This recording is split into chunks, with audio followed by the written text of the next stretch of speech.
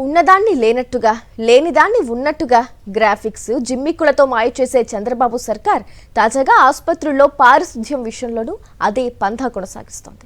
పారిశుధ్య నిర్వహణ అధ్వానంగా ఉన్న బ్రహ్మాండంగా ఉన్నట్లు బిల్డప్లు ఇస్తూ కాంట్రాక్ట్ సంస్థలకు 100కు 95కు పైగా స్కోర్లు చేస్తోంది.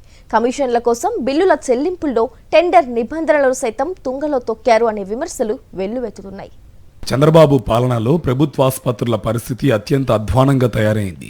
పారిశుద్ధ్య నిర్వహణ దారుణంగా మారడంతో వార్డులు కంపుకొడుతున్నాయి. రాష్ట్ర ప్రభుత్వం నిర్వహించే IVRS సర్వేలోనే DME ఆసుపత్రుల్లో పరిశుభ్రతపై 47.37% అంటే దాదాపు సగం మంది రోగులు తీవ్ర అసంతృప్తి వ్యక్తం చేస్తున్నారు. అయినా ప్రభుత్వం మాత్రం పారిశుద్ధ్య పనులు నిర్వహించే కాంట్రాక్టు సంస్థల పనితీరుకు 100కు 96 స్కోర్లు ఇచ్చేస్తుంది. అధ్వానంగా సేవలు అందిస్తున్న కాంట్రాక్టు సంస్థలకు భారీ స్కోర్ ఇచ్చి కాంట్రాక్టు నిబంధనలు సైతం తుంగలో తొక్కి 100% బిల్లులు చెల్లించడం ద్వారా కమిషన్లు దండుకోవడానికి అధికార పార్టీ నేతలు అధికారులు మాయ చేస్తున్నారు. చంద్రబాబు ముఖ్యమంత్రి అయ్యాక గతేడాది ప్రభుత్వాసుపత్రుల్లో సెక్యూరిటీ శానిటేషన్ నిర్వహణకు టెండర్లు పిలిచారు. కోరినంత కమిషన్లు ఇవ్వడానికి ముందుకొచ్చిన పక్క రాష్ట్రాల్లో టెర్మినేట్ అయిన సంస్థలకు సైతం ప్రభుత్వ పెద్దలు కాంట్రాక్ట్ కట్టబెట్టేశారు. DMEలో జోన్ 3లోని ఆసుపత్రుల పారిశుద్ధ్య నిర్వహణ కాంట్రాక్టును సీఎం బంధువుకు చెందిన పద్మావతి సంస్థకు ఇచ్చారు. తొలుత శానిటేషన్ సెక్యూరిటీ నిర్వహణకు ఉమ్మడి టెండర్ పిలిచారు.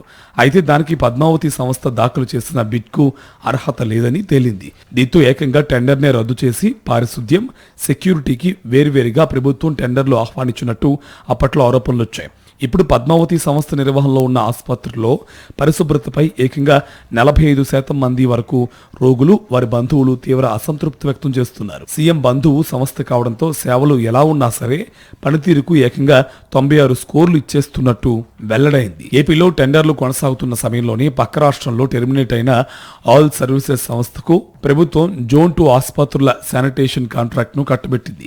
ఇప్పుడు ఆ సంస్థ సేవలందిస్తున్న నెల్లూరు GGHలో పారిశుద్ధ్యం అధ్వానంగా ఉందని 36% మంది రోగులు అసంతృప్తి వ్యక్తం చేయగా ప్రభుత్వం మాత్రం అద్భుతంగా పనిచేస్తోందని 96 స్కోర్ ఇచ్చింది.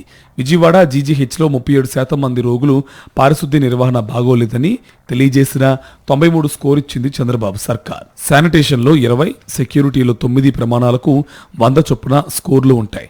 వీటికి 95 మేర స్కోర్లు ఉండడంతో పాటు FRS అటెండెన్స్ 95% చొప్పున ఉంటేనే కాంట్రాక్టు సంస్థలకు 100% బిల్లులు ఇవ్వాలని నిబంధనలు ఉన్నాయి.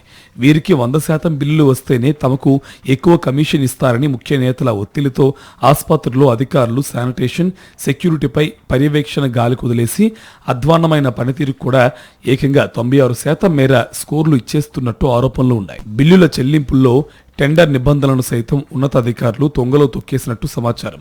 నిబంధనల ప్రకారం కాంట్రాక్టు సంస్థలు ఆసుపత్రుల్లో పనులు మొదలుపెట్టిన రోజు నుంచే FRS 95% సహా ఇతర నిబంధనలు అమలవ్వాలి.